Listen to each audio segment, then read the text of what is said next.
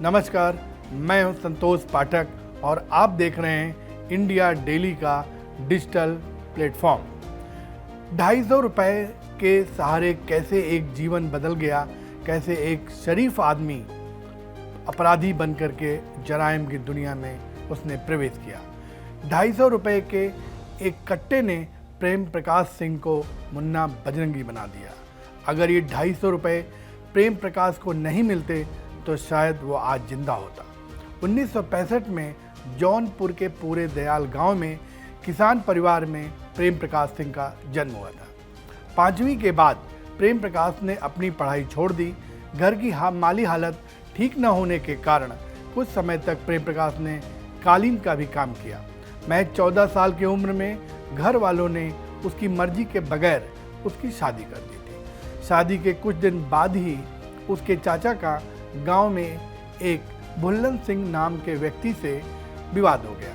भुल्लन सिंह ने उसके चाचा को सरेआम गालियां दी थी। ये बात प्रेम प्रकाश को चुभ गई और उसने भुल्लन सिंह की गालियों का जवाब गोलियों से देने की ठान ली। अब उसे एक कट्टा खरीदने के लिए सिर्फ 250 रुपए की ज़रूरत थी और इसी 250 रुपए ने उसका पूरा जीवन बदल करके रख दिया था। बहुत प्रयास करने के बाद उसे 250 रुपए मिले और उसने कट्टा खरीदा। कट्टा लेकर प्रेम प्रकाश भुल्लन के घर पहुंचा और उसने सीने पर गोलियां दाग दी। भुल्लन सिंह वहीं पर ढेर हो गया। गांव में हल्ला मच गया। जब तक पुलिस पहुंचती प्रेम प्रकाश भाग चुका था और यहां से जो उसने भागना शुरू किया वो पूरे अंत तक भागता ही रहा। भागते भागते वो जुर्म की दुनिया में अपना पहला कदम रख चुका था। जुर्म की दुनिया में कदम रखने के साथ ही प्रेम प्रकाश ने अपना नाम भी बदल लिया और उसने नाम बदलकर मुन्ना बजरंगी रख लिया। पूर्वांचल में अधिकतर बदले की आग में तपकर ही बाहुबली बने हैं। वहाँ पर बदले की भावना के चलते ही मारपीट या मर्डर के बाद बाहुबली बनने की कहानियाँ हैं। शुरुआत में छोटी मोटी मारपीट करने के बाद मुन्ना बजरंगी को ये समझ में आ चुका था कि अगर उसे बड़ा बनना है तो किसी बड़ी बाहुबली से हाथ मिलाकर ही उसको आगे चलना पड़ेगा। इसके चलते सबसे पहले उसने जौनपुर के गैंगस्टर गजराज सिंह से हाथ मिलाया। इस दौरान पूर्वांचल का एक नाम तेजी से उभर रहा था और वो नाम था मुख्तार अंसारी। मुन्ना बजरंगी भी मुख्तार के गैंग में शामिल हो गया। 1984 में यूपी में दिन दहाड़े एक व्यापारी का मर्डर हुआ। इस मर्डर को मुन्ना बजरंगी ने ही अंजाम दिया था। अब जुर्म की दुनिया में मुन्ना का सिक्का चलने लगा था। साथ ही मुन्ना मुख्तार का विश्वास पात्र बनता गया। मुख्तार उस पर हर तरीके से विश्वास करने लगा था। ऐसे में मुख्तार ने उसे सरकारी ठेके का सौंप दिया काम। मुख्तार के भरोसे पर खरा उतरता मुन्ना लगातार आगे बढ़ता गया। मुख्तार के कहने पर ही मुन्ना बजरंगी ने पहली बार सियासी मर्डर किया। कैलाश दुबे का, जो ब्लैक प्रमुख भी थे और बीजेपी का नेता था। इस दौरान डॉन से राजनीति में कदम रखकर मुख्तार सफ़ेदपोश बन चुका था। सियासत में उसकी एंट्री विधायक के तौर पर हो गई थी। फिर तो मुन्ना बजरंगी को अब सियासी संरक्षण भी मिलने लगा था। 1998 में मुन्ना बजरंगी की अपने दोस्तों के घर ही सीमा सिंह से मुलाकात हुई। दोनों में प्यार हो गया और दोनों ने हरिद्वार में पुलिस की नज़र बचाकर शादी कर ली। लेकिन उसी साल यूपी एसटीएफ ने मुन्ना बजरंगी को दिल्ली में घेर लिया। दिल्ली के सीमापुरी इलाके में यह मुठभेड़ हुई। इसमें मुन्ना बजरंगी के साथ उसका साथी यतीन्द्र गुज्जर भी था। यतीन्द्र गुज्जर के सिर में 2 गोलियां लगी थी और उसकी मौत हो गई थी। वो मारा गया था। मुन्ना बजरंगी को पुलिस की 7 गोलियां लगी थी, हाथ में, कंधे में और शरीर में। यूपी पुलिस ने तो ये भी दावा कर दिया था कि मुन्ना बजरंगी मारा गया। लेकिन जब पुलिस उसे अस्पताल लेके गई तो बजरंगी ने आंखें खोल दी। 7 गोलियां लगने के बाद भी वो जिंदा था और उसकी आंखें खुली थी। इस तरह उसकी जान बच गई। इसके बाद वो अपने आप को अमर कहने लगा था उसका कहना था कि जब पुलिस की 7 गोलियां उसका कुछ नहीं कर पाईं, अब वो अमर है और हमेशा जराइम की दुनिया में आगे बढ़ता रहेगा।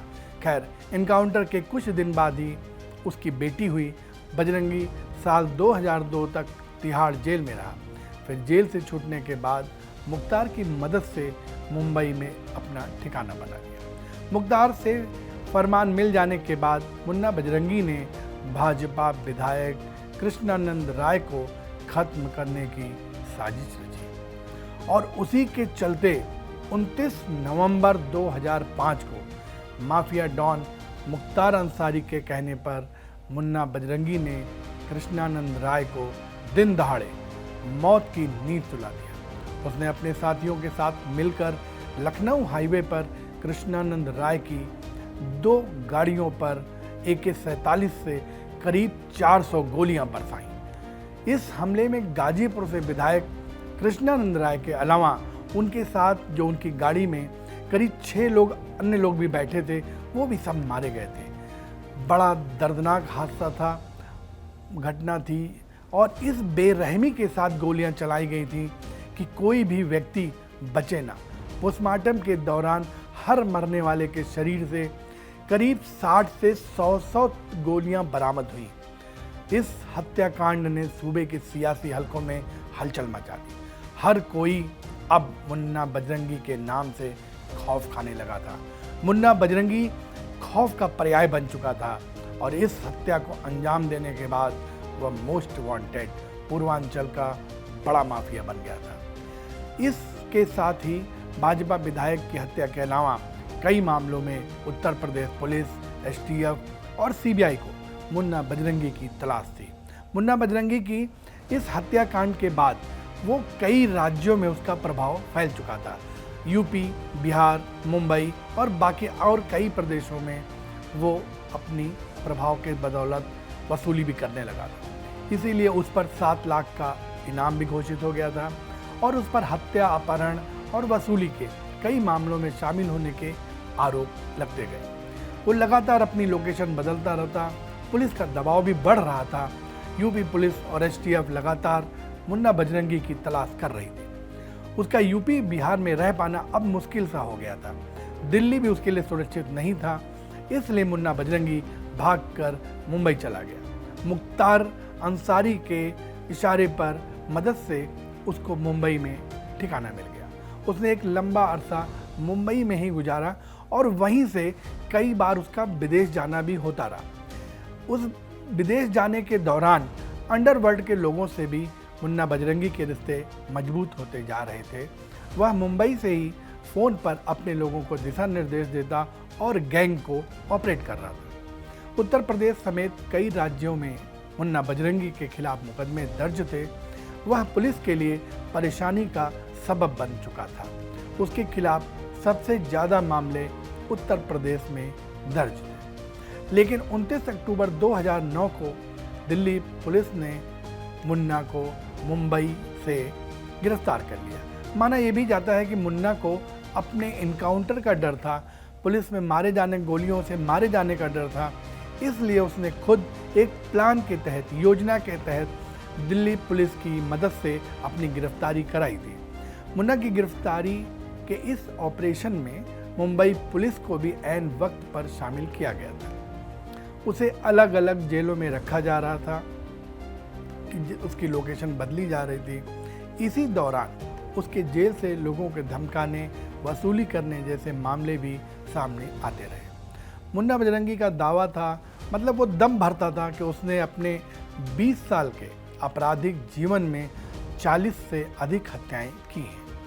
पूर्वांचल के माफिया डॉन मुन्ना बजरंगी को पूर्व विधायक लोकेश दीक्षित से फिरौती मांगने के मामले में पेशी के लिए 8 जुलाई 2018 को झांसी जेल से बागपत लाया गया था।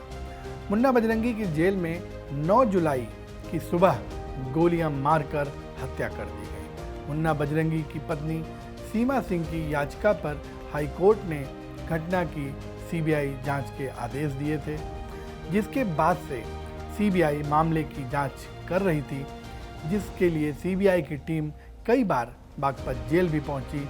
उसने पूरी छानबीन की। जांच पूरी होने पर सीबीआई ने चार्जशीट न्यायालय में पेश की। अब ये भी बताया जाता है कि पूरी जांच से खैर कोर्ट कई बार संतुष्ट नहीं हुई तो उसने दोबारा जांच के लिए कहा।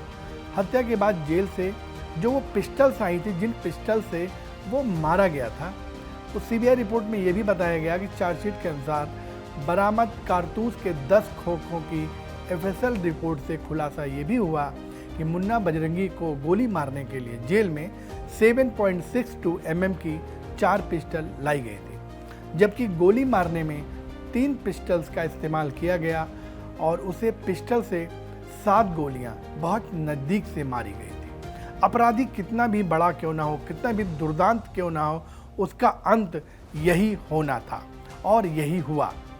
ऐसी ही तमाम कहानियाँ आपके सामने हम लोग लेते आते रहेंगे और आप लगातार इंडिया डेली को देखते रहें। नमस्कार।